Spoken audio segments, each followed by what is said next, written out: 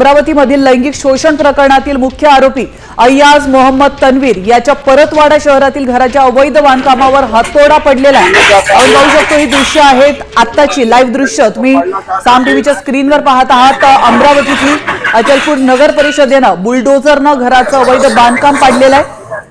या क्षणाला ही तोडक कारवाई सुरू करण्यात आलेली आहे।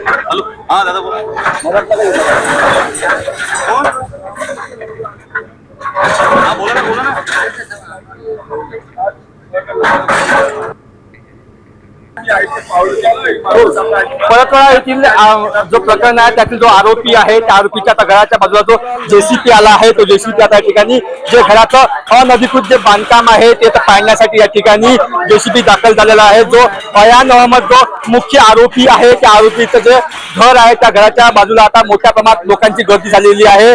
एकंदरीत बघितलं तर काही वेळा आधी या ठिकाणी नगर परिषदेने त्याला जे आहे ते नोटीस बजावली होती। जे काही अनधिकृत बांधकाम आहे ते बांधकाम जे आहे ते 30 दिवसामध्ये काढावं। मात्र घराच्या अगदी बाजूला जर बघितलं तर जो जिना आहे हा जिना जो आहे अनधिकृत आहे, त्यामुळं हा जिना आताच या ठिकाणी त्या जेसीपीच्या माध्यमातून पाडण्यात येत आहे। एकंदरीत बघितलं या ठिकाणी स्थानिक आमदार जो आहे प्रवीण तायडे या ठिकाणी दाखल झालेले आहे। त्यांनी सुद्धा मोठ्या प्रमाणात मागणी केली होती की आरोपीचं घराचा जो जिना आहे तो पाडावा। त्यासोबत स्थानिक आमदार जे आहे ते काय सांगा आता या ठिकाणी घर जो जिना आहे तो पाडण्यात येत आहे। हो, हा अतिक्रमणित कमी जिना आहे त्यामुळे हा पण निश्चितच पाडण्याचं मान्य शिवने ठरलेलं आहे। आणि वरच्या मजल्याची जर परमिशन नसेल तर वरच्या मजलाही सुद्धा पाडू शकते। त्या प्रकारची नोटीस 30 दिवसापर्यंत त्यांना नोटीस दिली आहे।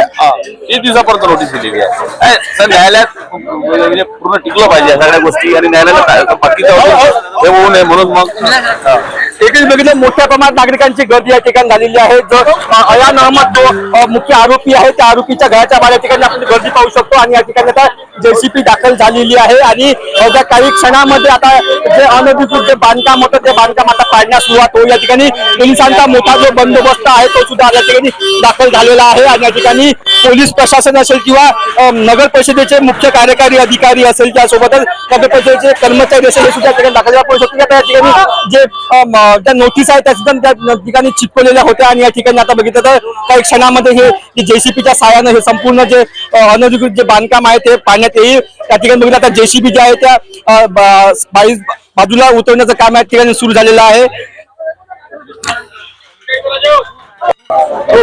परतवाडा येथील जो प्रकरण आहे त्यातील जो